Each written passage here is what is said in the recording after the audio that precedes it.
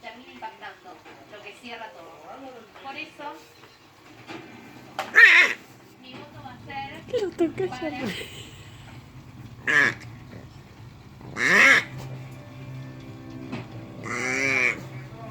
para Bianca.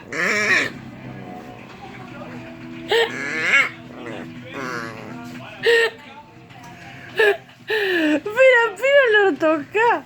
¿Qué seguimos, tía querido? Hay una persona que más allá de bailar muy bien, a mí me hizo bien verla bailar.